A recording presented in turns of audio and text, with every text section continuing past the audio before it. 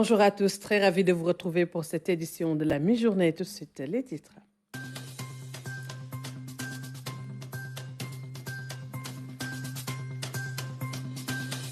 Le président de la République, Macky Sall, est en visite officielle au Portugal. Il va rencontrer son homologue portugais. Le chef de l'État sera également l'hôte de l'Assemblée nationale du Portugal.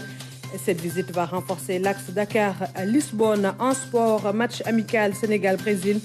La rencontre est prévue ce mardi au Portugal et les Lions sont arrivés hier à Lisbonne. Un match très attendu. Nous serons en direct avec notre envoyé spécial Aïssatou Françoise Sec.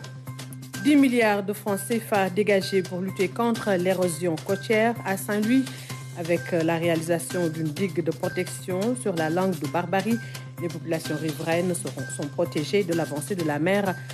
On en parle dans le journal des régions avec Fatimata Banelba. Bienvenue à tous. Après Kiev et Saint-Pétersbourg, le président Macky Sall est arrivé hier dans l'après-midi à Lisbonne. Le chef de l'État est en visite officielle au Portugal. L'idée est de renforcer la coopération entre Dakar et Lisbonne. Au cours de son séjour, le président Macky Sall aura un tête-à-tête avec son homologue portugais. Il sera également l'hôte de l'Assemblée nationale portugaise à son envoyé spécial à Lisbonne, El Hadj Malick Niang et Paberem Bigendiaï. En quittant Saint-Pétersbourg ce dimanche, le président de la République Macky Sall entame une nouvelle mission.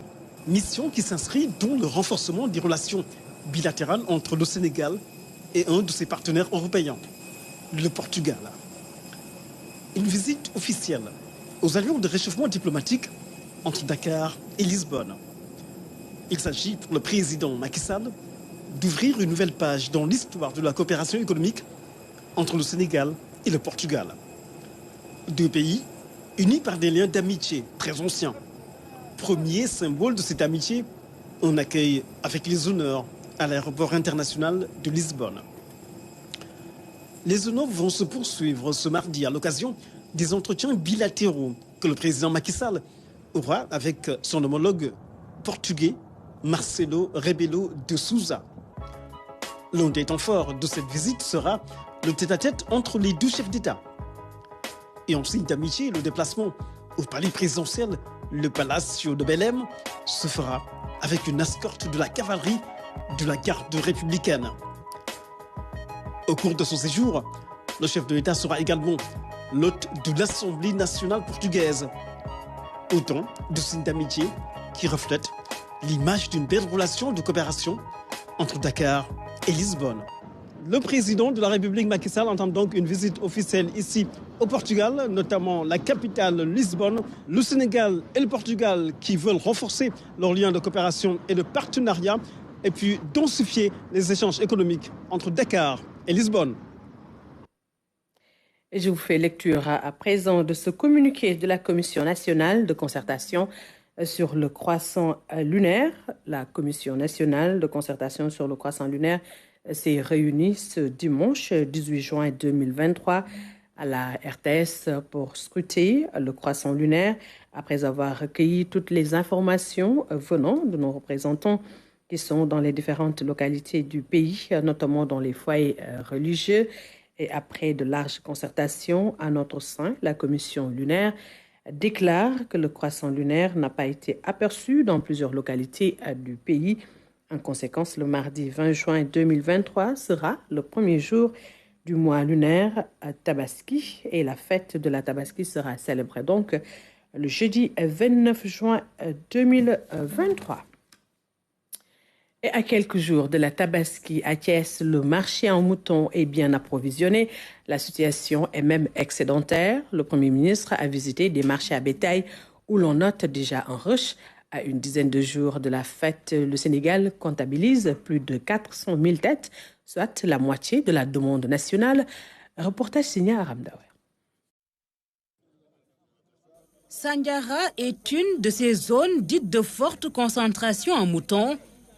Il donne la température des autres marchés à bétail. Sourire aux lèvres, fier sentiment, ce sont des éleveurs rassurés et rassurants qui ont fait le point au Premier ministre, ministre de l'élevage. Nous avons actuellement un bon stock de moutons. Si la sécurité est garantie, le marché sera très bien approvisionné. Ils arrivent. Entre hier et aujourd'hui, nous avons déchargé 13 camions de moutons. Le marché est déjà de la couleur des moutons.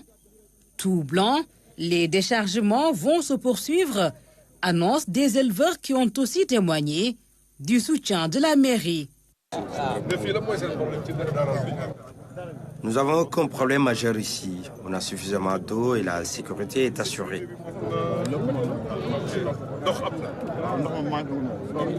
Aujourd'hui, nous avons 5200 moutons présents ici à Sandiara. La semaine passée, c'était 4000 moutons. Et chaque jour, on a de nouvelles arrivées. Et je pense que d'ici une semaine... Quelle est votre préoccupation la plus immédiate ici? La plus immédiate, c'est vraiment la sécurité. Avec la gendarmerie, nous sommes en train d'organiser des rondes pour le soir. Et l'autre, c'est vraiment le foirail. Il nous faut un nouveau foirail bâti.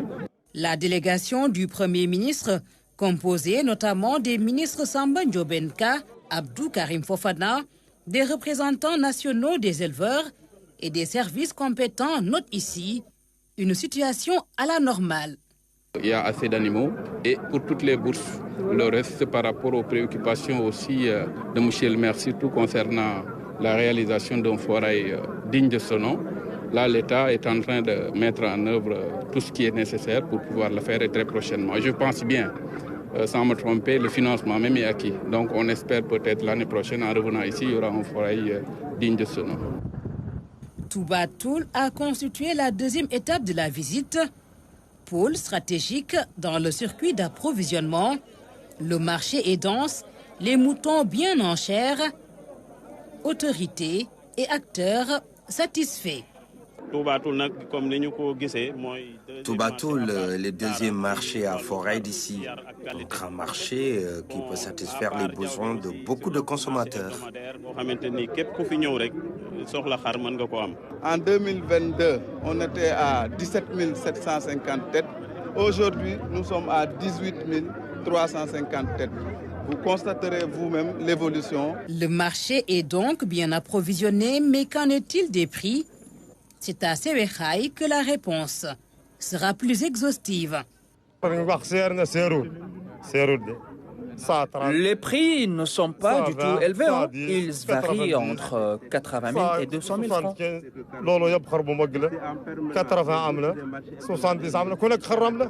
C'est de 80 000 à 150 000. Ça veut dire que toutes les bourses sont là aujourd'hui. Ça dépend de la poche maintenant. Les moutons sont là, ils ne sont pas chers. C'est pour vous rassurer que les moutons ne sont pas chers. Ils sont là. Qu'il s'agisse d'éleveurs étrangers ou locaux, les assurances d'une bonne fête de Tabaski sont données. Nous sommes très contents quand même de la visite du Premier ministre. Il y aura suffisamment de moutons. Naturellement, le marché va évoluer. Plus la date va s'approcher, plus nous noterons davantage de moutons dans le territoire national. L'État aussi a fait beaucoup d'efforts, notamment avec la subvention d'aliments de bétail pour les éleveurs. Et nous prions aussi les éleveurs que ces efforts soient répercutés sur le prix des moutons. Les besoins d'approvisionnement du marché national sont estimés à 810 000 têtes. Les autorités notent un certain excédent comparé à la même date il y a un an. Le circuit Sandiara, Touba Toul, Sewekhaï le confirme.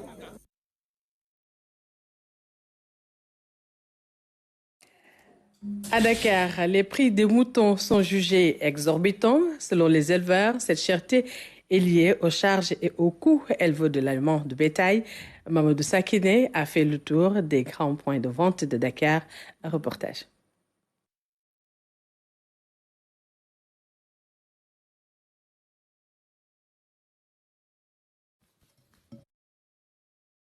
Et parlons à présent de la 38e édition des Jeux Gëstu qui s'est tenue au lycée moderne de Rufisque. La composition qui a débuté en octobre a pris fin ce samedi avec la victoire de l'école Badara Mamayasen. L'événement a été l'occasion de récompenser les élèves méritants et d'inciter les autres à l'excellence des Koumandiaï. Ils étaient 54 établissements scolaires publics comme privés à compétir. Au final, c'est l'école Badara Mamayasen qui est sortie vainqueur de l'édition 2023. Appelée Jeux Gospel, cette compétition met aux prises plusieurs élèves dans différentes matières. On a assisté à une belle partie. On a démarré par un français, ensuite du calcul des mathématiques. Enfin, on a terminé par la culture générale, en passant aussi par l'histoire, la géographie. L'essayer de vivre ensemble et vivre dans son milieu. Les établissements sont répartis en poules. Maintenant, on fait qualifier 32 établissements. Du coup, on part de là. On procède maintenant par élimination lors des matchs. Maintenant, en cas d'égalité, on va les départager si c'est les éliminatoires directs. Pour la marraine, comme pour le parrain, ce genre d'initiative est à encourager et multiplier, car elle permet aux élèves d'acquérir plus de connaissances et suscite le désir d'apprendre. Depuis 38 ans, les Jeux Gostou ont pu déceler des talents, ont surtout pu préparer des enfants à compétir sainement pour le premier diplôme du secondaire qu'on appelle l'entrée en 6e. Donc il est de notoriété que lorsque des élèves sont passés aux Jeux Gostou, non seulement c'est parce qu'ils sont excellents, mais surtout après ils réussissent automatiquement à l'entrée en 6e. Cela veut dire qu'il faudrait que notre pays puisse à sa juste valeur soutenir ce type d'initiative. C'est d'ailleurs ce que je disais à l'inspecteur de l'éducation et de la formation.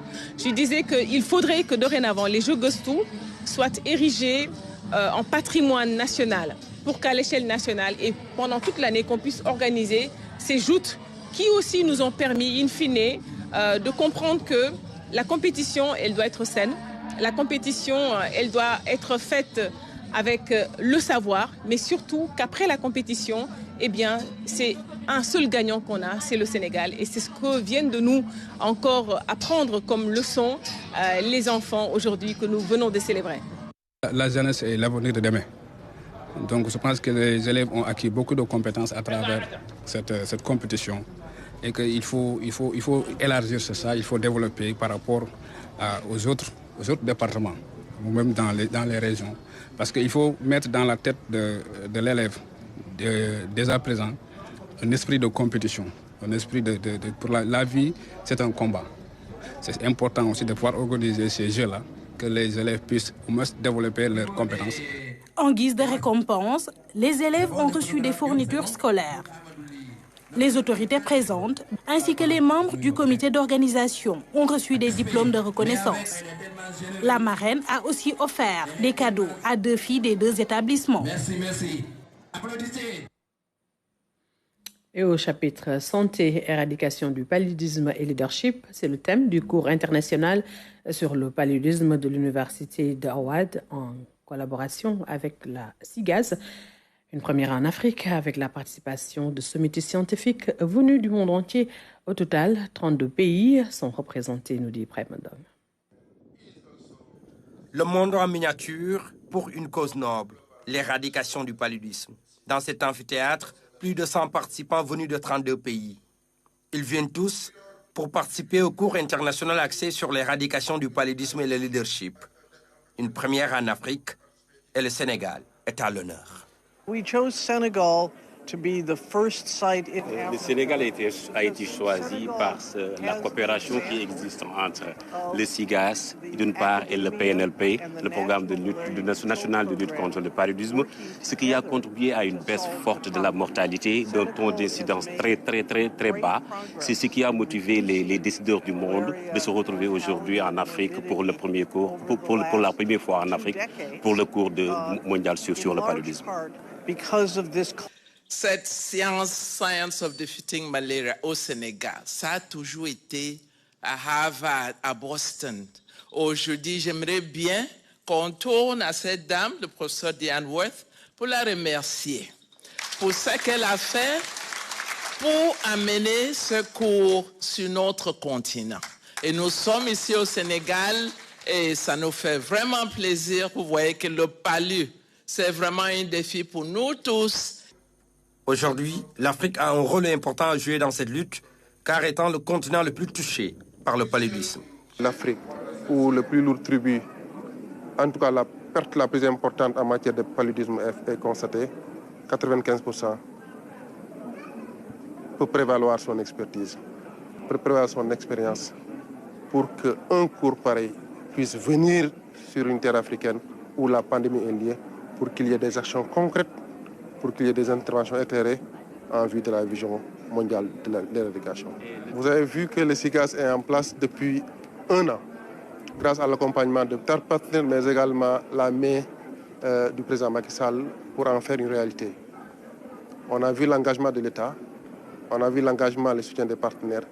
Cette plateforme nouvelle, à l'image du pays, ça a prévalu, ça a aidé pour montrer que l'Afrique, le Sénégal, est capable d'organiser un sommet, un forum mondial de cette dimension. Cette rencontre a servi de tribune aux experts pour parler du rapport de l'OMS de 2022 et la nécessité de renforcer la lutte. C'est un effort qui nous engage tous et nous sommes ici pour célébrer le début de ce cours des gestionnaires des programmes de lutte contre le paludisme et autres acteurs de lutte contre le paludisme dans plusieurs pays africains. Au total, on a 32 pays qui sont représentés ici, venant de l'Afrique, mais aussi des autres continents, dans le cadre de transfert des compétences de l'Université de Harvard, de l'Université Cheikh Anta Diop, aux autres programmes venant de différents pays. Donc c'est un effort conjoint de renforcement des capacités. Devant l'assistance, les efforts consentis par l'État du Sénégal dans le domaine de la recherche ont été rappelés par les autorités. Le président Macky Sall a récemment procédé à la réception d'un volume important d'équipements des laboratoires pédagogiques et de recherche d'une valeur de 52 milliards destinés aux établissements d'enseignement supérieur. Ces équipements permettront d'améliorer sensiblement le niveau des enseignements pratiques et relever le plateau technique des laboratoires pédagogiques et de recherche de l'ensemble de nos universités publiques. Cette cérémonie officielle de lancement marquait ainsi le début du cours international sur l'éradication du paludisme et le leadership. Pendant une semaine, des sommités scientifiques venus un peu partout dans le monde vont partager leurs expériences. C'est l'objectif, gagner le pari de l'éradication du paludisme. À présent, faisons le diagnostic de la détresse des parents qui peinent à s'acquitter des frais médicaux de leurs enfants hospitalisés à Albert-Royer. Certains parents dont les enfants souffrent de maladies chroniques ont du mal à payer des factures salées. La rubrique santé s'intéresse aujourd'hui aux difficultés financières de ces parents d'enfants malades. C'est un document signé Fanta Bachi. Se soigner coûte cher, surtout pour les familles démunies. Dans cette salle de l'hôpital d'enfants Albert-Royer de Fannes, des patients souffrant de maladies chroniques, certains habitués des lieux parce que souvent internés ici, comme ce jeune de 12 ans qui souffre de la forme sévère de la drépanocytose.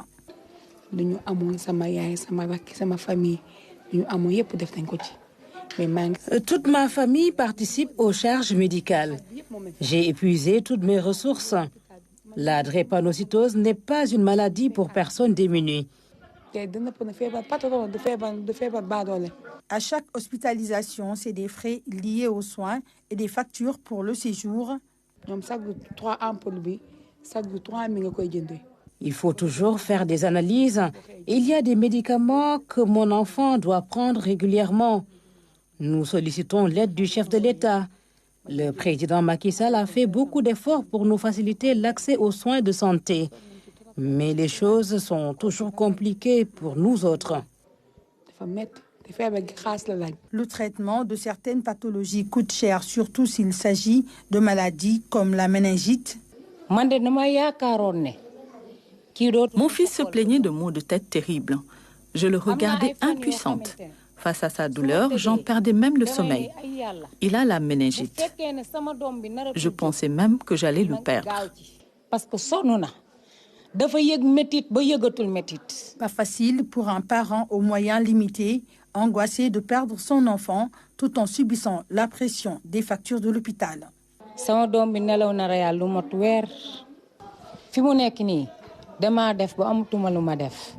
Mon fils a passé 3 mois à l'hôpital. Il était dans le coma pendant plus d'1 mois. Entre les analyses, les ordonnances et les radiographies, j'ai dépensé beaucoup d'argent. Actuellement, je n'ai plus rien et les factures sont encore très élevées.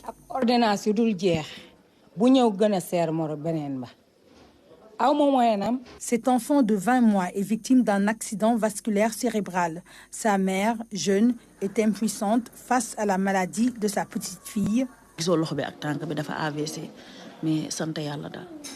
Elle a fait un AVC alors qu'elle a 20 mois. Pourtant, elle était pleine de vie. Mais aujourd'hui, elle est très malade. Je ne pensais même pas qu'elle allait s'en sortir. C'est mon unique fille. 20 mois. Des séjours répétés dans les différents hôpitaux lui ont coûté une fortune. Ma fille souffre d'une cardiopathie. Elle piquait des crises qui la rendaient inconsciente. J'ai perdu beaucoup d'argent avant de savoir de quoi elle souffrait. Ses parents sollicitent un effort supplémentaire de l'État pour réduire les coûts de certains examens et autres services coûteux pour les familles démunies. La série d'inauguration des bureaux régionaux de l'agence de presse sénégalaise se poursuit. Après Louga, c'est au tour de la capitale du Baol, Diourbel, dans le bassin arachidier. L'APS veut explorer les potentialités économiques et culturelles. Moussamane. Région aux multiples facettes, Diourbel est un grenier d'informations pour mieux les collecter. La rénovation et l'ouverture du bureau régional de l'agence de presse sénégalaise était le premier défi pour la direction générale. Lorsque l'autorité a décidé de faire de l'APS une société nationale, elle a surtout voulu la redynamiser, la repositionner et renforcer sa présence dans les 14 régions du pays. C'est cet exercice que nous tentons actuellement. On est disposé, monsieur le représentant du président du conseil départemental, à accompagner toutes les politiques publiques. On est disposé aussi à faire ce que nous faisons depuis plusieurs décennies. C'est une information crédible, une information plurielle, mais surtout une information certifiée. Présentes à la cérémonie, les autorités locales ont salué l'ouverture de l'agence. Elles ont aussi appelé le personnel à prendre soin des nouveaux locaux. Ce n'est pas pour rien que Diourbel a été ciblé, a été choisi. En tout cas, nous sommes très heureux, nous sommes très contents et nous sommes également disponibles à vous accompagner sur tous les plans. Nous sommes là et que nous travaillons pour vous et que je pense que la collaboration, Inch'Allah, sera de mise. Au-delà du cadre adéquat, l'autre défi pour la direction générale était de renforcer les ressources humaines. Aujourd'hui, le bureau dispose d'un chef et des correspondants dans les autres départements. Tout ce dispositif, monsieur le directeur général, permettra, j'en suis certain, d'assurer un maillage effectif de la région et surtout un traitement professionnel et en temps réel de l'information régionale à travers le texte, la vidéo et la photo. La rigueur, le professionnalisme, l'amour du devoir bien accompli, l'analyse pointue et objective des événements restent les points forts de l'homme de médias diourbellois. Donc, toutes nos félicitations à l'ensemble des acteurs locaux de la presse. Plein succès à l'équipe régionale de l'APS. S'adressant à son équipe de Diourbel, le directeur général de l'APS a appelé l'ensemble du personnel à travailler dans le sérieux et la rigueur, mais aussi de raffermir les liens de solidarité et de fraternité avec les autres médias locaux. En sport, la capitale du Portugal va abriter ce mardi le match amical Sénégal-Brésil. C'est la deuxième fois que ces deux équipes se rencontrent. Sénégalais et Brésiliens établis au Portugal se préparent à donner à ce match un cachet populaire. Envoyés spéciaux, Massiré Faye et Aïssatou François Sek.